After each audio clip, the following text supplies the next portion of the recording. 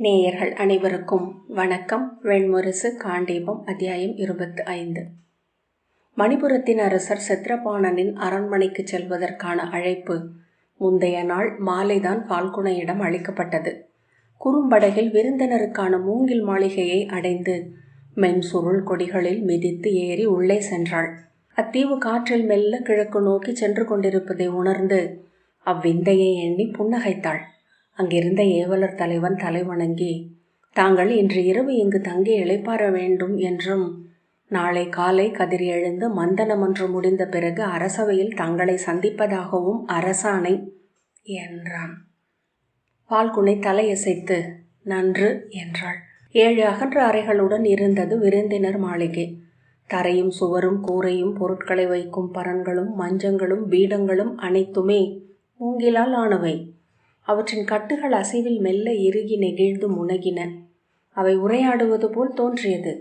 நீராடி உணவு உண்ட பின் மரவுரி விரிக்கப்பட்ட மஞ்சத்தில் படுத்து கொண்டதும் எப்போதும் என எழும் எங்கிருக்கிறோம் என்னும் வியப்பு எழுந்தது.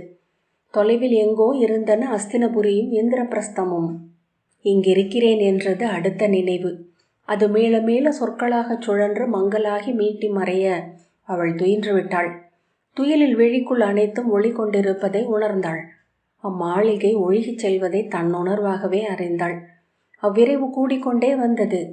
எரியும் விண்மீன் போல சுடர்ந்தபடி வானில் முழக்கோள்களும் கரடியும் வெள்ளியும் வியாழனும் துருவனும் அவளை கடந்து சென்றன. லோக தடாகம் பெரியதோர் அருவியென அடியற்ற பாதாளத்தில் கொட்ட அதில் அத்தீவுகள் அனைத்தும் சரிந்து வளைந்து இறங்கின. அதில் ஒன்றில் ஒட்டி கொண்டிருந்த அவள் அப்பால் வானம் மேலும் பெரிய அருவி என பொழிவதை கண்டாள். திகைத்து விழித்து கொண்ட போது தன்னை சூழ்ந்திருந்த இருளுக்குள் 1000 பறவைகளின் ஒலியை கேட்டாள். சில கணங்களுக்கு பிறகே எங்கிருக்கிறோம் என்று உணர்ந்தாள். மிதக்கும் செடிகளின் மேல் இருக்கும் மாளிகையின் மேல் இருப்பதை உணர்ந்ததுமே அது மெல்ல நீரில் அமிழ்ந்து கொண்டிருப்பதாக ஒரு உணர்வு ஏற்பட்டது. அவ்வுணர்வு கணந்தோறும் பெருக எழுந்து மூங்கில் தரையில் கால் ஊன்றி நின்றாள். கால்களின் அடியில் நீர் அலையை உணர முடிந்தது. மாளிகைக்கு வெளியே வந்து செடி பின்னல்களால் ஆன தரையில் இறங்கி நின்றாள். அவள் கால்களை அழுந்தி ஏற்றுக்கொண்ட உயிர் தரை மெல்ல வீங்கி அவளை மேலே தூக்கியது. இருளுக்குள் நீர் கண்காணா விரல்களால் அலையப்படுவது போல் ஓசையிட்டது. அவளை சூழ்ந்திருந்த உயிர் தீவுகளின் மாளிகை உப்பரிகைகளிலும் உள்ளறைகளிலும் நெய்ச்சுடர்கள் எரிந்தன. அவற்றின் செந்நிற தலைகீழ் சுடர்கள் நீருக்குள் பரவி நெளிந்தன. தொலைவில் அரச மாளிகையின் விளக்குகள் அதிர்வதை காண முடிந்தது. வானில் மிதந்து ஒழுகும் ஒரு நகரம் என மணிபுரம் தோன்றியது. கிழக்கு நோக்கி வீசிய காற்றில் அனைத்து சுடர்களும் தழைந்து பின் எழுந்து மெல்ல குழைந்து ஆட நகரம் மேற்கு நோக்கி பறந்து கொண்டிருப்பதாக விழி மயக்கு எழுந்தது.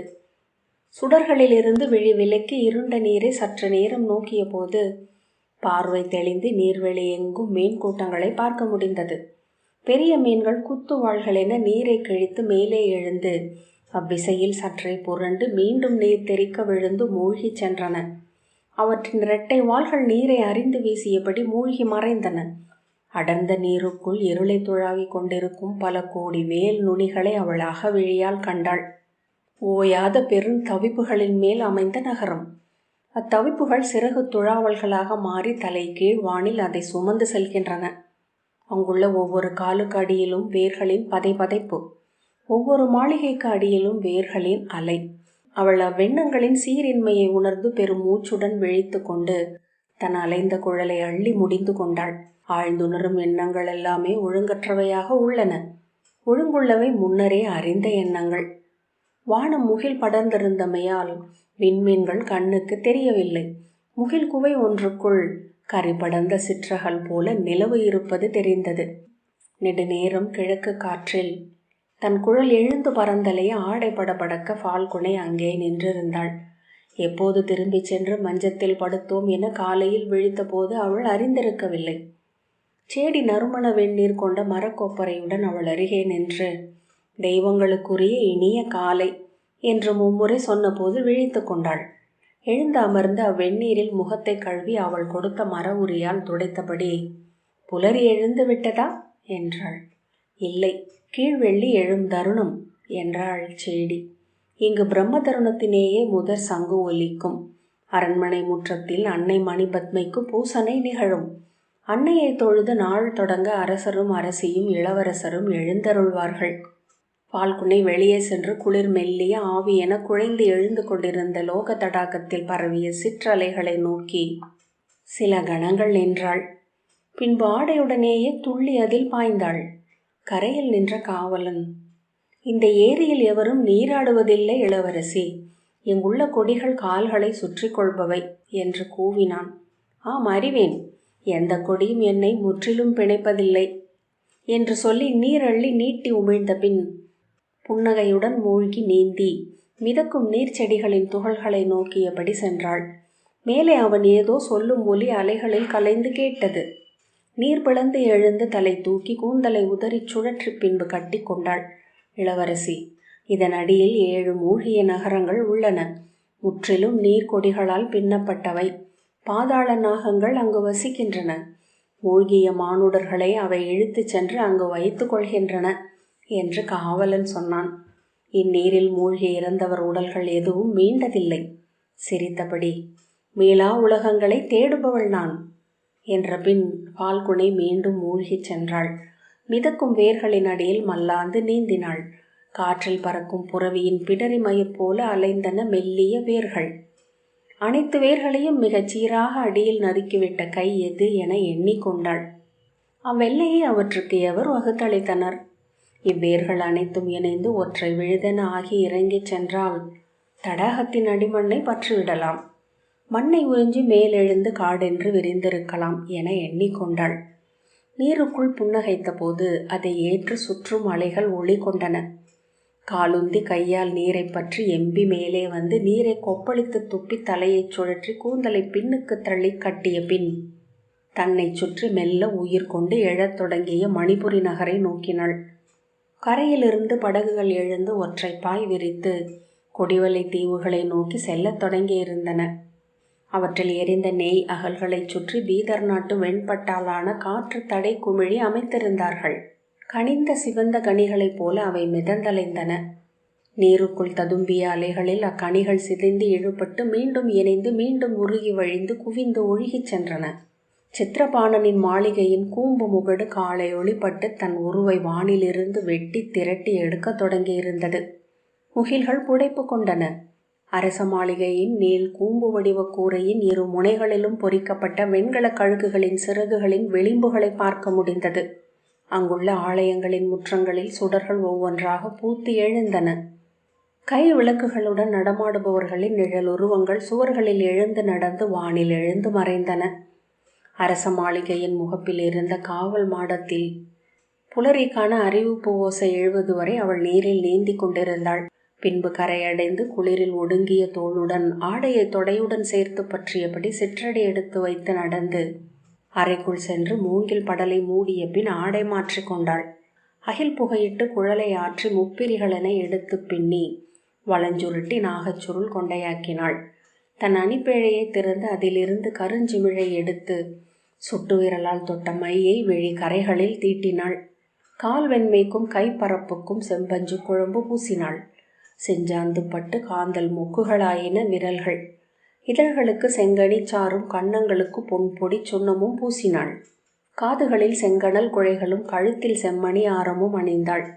கைகளுக்கு கல் பதித்த வளையல்கள், விரல் சுற்றிய நாகபட கணையாழிகள், இடையில் பொற்சுட்டி மையம் கொண்ட மேகலை, தோள் வளைகள், முலைமேட்டில் ஒசிந்தசைந்த சரப்புளி. அணி பூண்டு அவள் எழுந்தபோது சேடி சொல் மறந்து அவளை நோக்கி நின்றாள். அவளை நோக்கி திரும்பி புன்னகைத்து, பொழுதாகிவிட்டதா என்றாள். திகைத்து நிலையுணர்ந்து விழித்து, ஆம், ஆனால் இல்லை, நான் பார்க்கிறேன் என்று சொல்லி அவள் வெளியே ஓடினாள். அவளது விழிகளை எண்ணி அவள் புன்னகைத்து கொண்டாள். வெளியே மூங்கில் படித்துறையை தொட்டு தொட்டு அசைந்தபடி அவளுக்கான படகு செம்பட்டு பாய் படபடக்க காத்திருந்தது. படகுக்காரனிடம் பேசிய பின் காவலன் ஓடி வந்து தலைவணங்கி, அரண்மனைக்கு செல்ல தங்களுக்கு படகு வந்துள்ளது என்றான். நன்று என்றபடி ஆடைகள் நலுங்கும் ஒலியும் அணிகள் குலுங்கும் ஒலியும் இணைந்து பிரிதொரு மொழி பேச அவள் நடந்தாள். வேறெங்கோ விழியோட்டி அமர்ந்திருந்த படகுக்காரன் ஒலி கேட்டு இயல்பாக திரும்பி அவளை கண்டதும் திகைத்து எழுந்து வாய் திறந்தான். அஞ்சுபவன் போல துயருறுபவன் போல பதைத்தபடி சேடியை நோக்கினான்.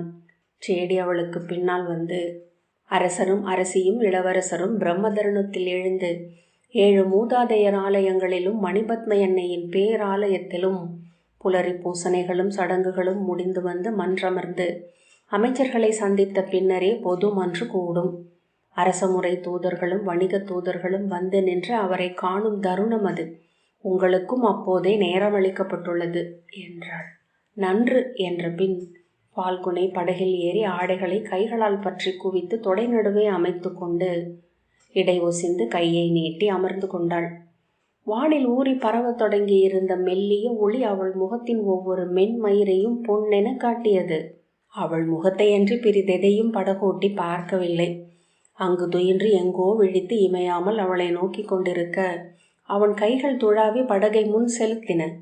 தன்னுள் அமைந்து மெல்லச் சரிந்த அவள் விழிகள் ஒரு முறை மேலெழுந்து பார்வை அவனை தொட்ட போது அவன் குளிர் நீர் வீசப்பட்ட கன்று போல் உடல் சிலிர்த்தான். மெல்லிய புன்னகை ஒன்றை அவனுக்கு அளித்துவிட்டு அவள் திரும்பி கொண்டாள். குருதி படிந்த வேல்முனை போல் சிவந்திருந்தன அவள் விழிகள்.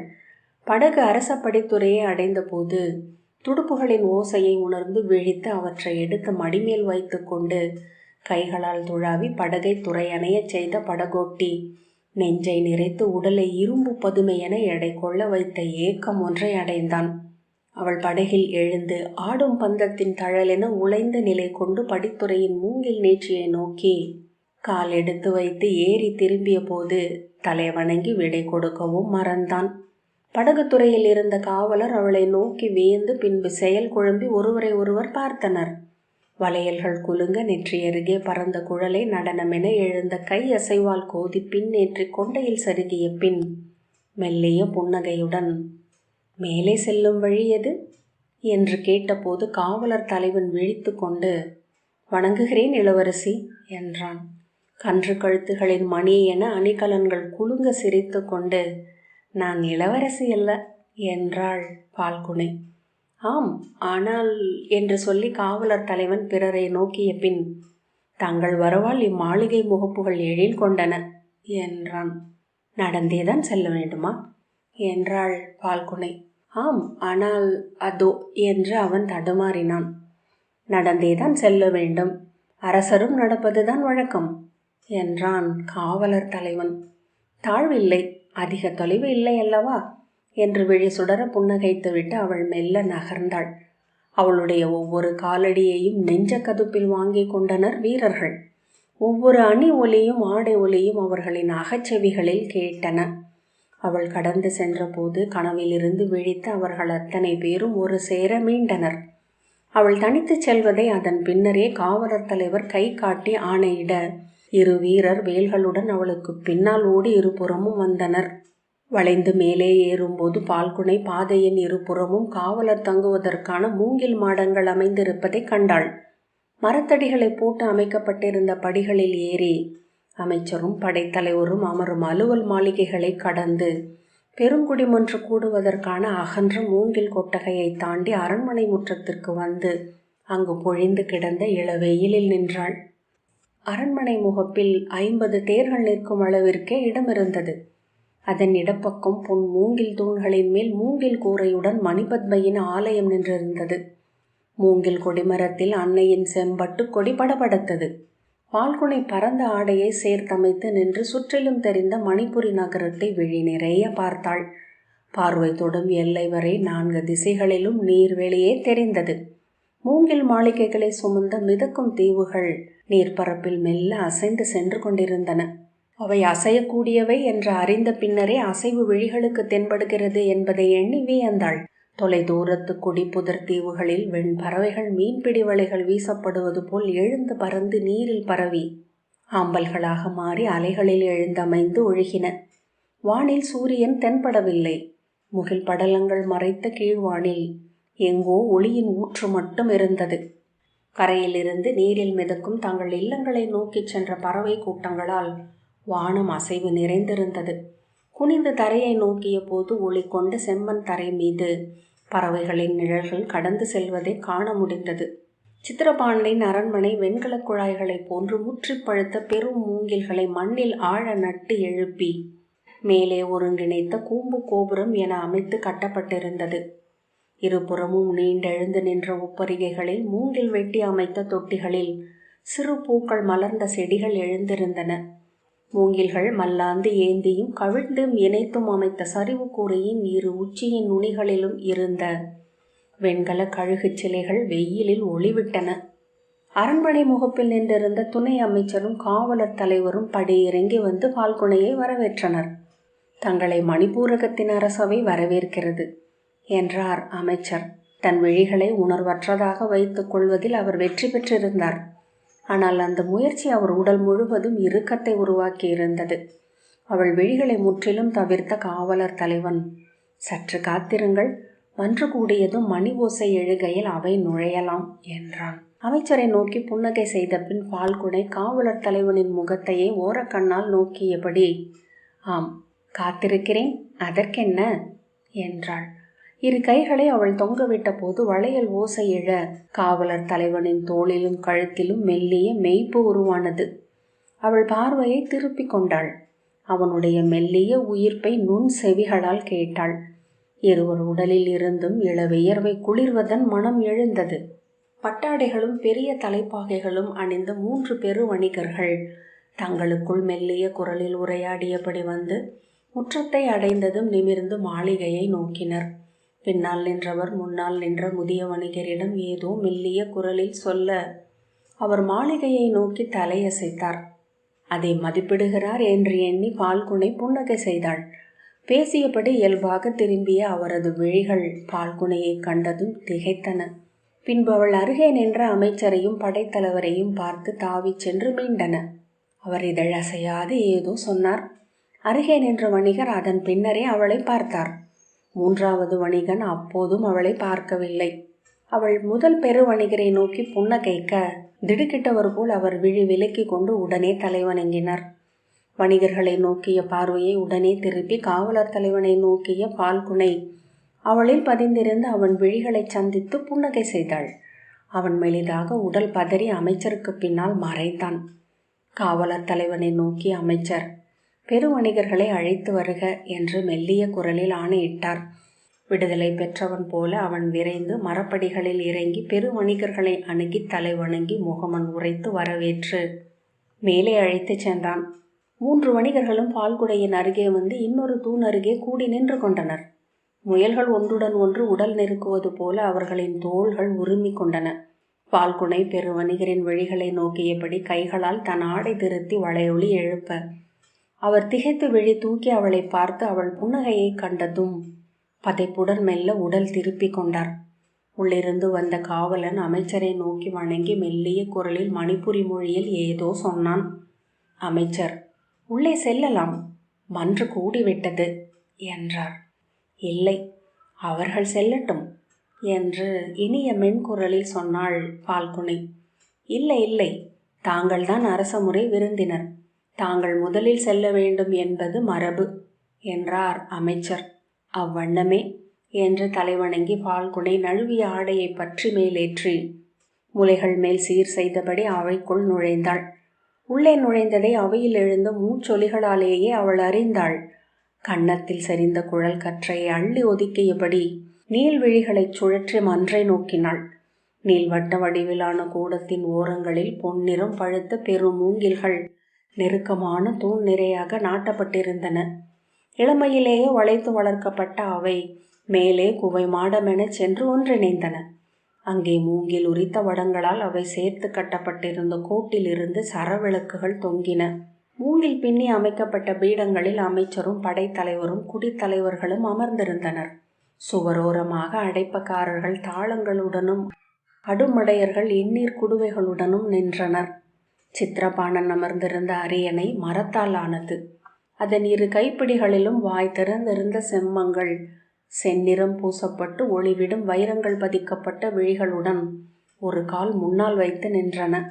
பால்குனை அவை நடுவே சென்று தன் உடல் அணிந்த அணிகலன்கள் மந்தனச் சிரிப்புடன் ஒலிக்க நடன அசைவுடன் கை குவித்து தலை வணங்கி இனிய குரலில், பாரத வருஷத்தின் பொன் புலரி எழும் மண் மணிபுரி, அதை வைரம் சுடரும் கோல் கொண்டு ஆளும் மன்னர் சித்திரபாணர், அறம் தழைத்து நிற்கும் வயல் எந்த அவை, இங்கு வந்து நின்று வணங்கும் பேறு பெற்றேன்.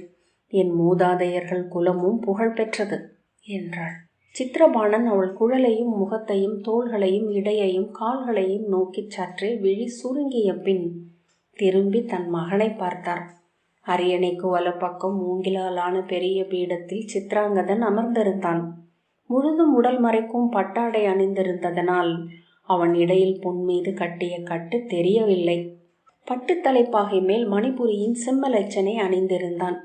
கழுத்தில் செவ்வைர மாலையும் காதுகளில் மணிக்குண்டலமும் ஒளிவிட்டன. கால் மேல் கால் போட்டு சற்றே உடல் வளைத்து கையூன்றி அமர்ந்திருந்தான்.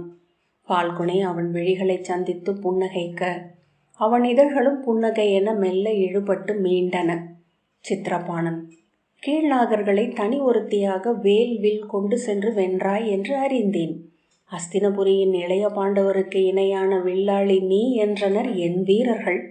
உன்னை நேரில் காண வேண்டும் என்று விழைந்தேன். இந்த அவை நீ மணிபுரிக்கு இழைத்த பணிக்காக உனக்கு நன்றி கொண்டுள்ளது என்றார்.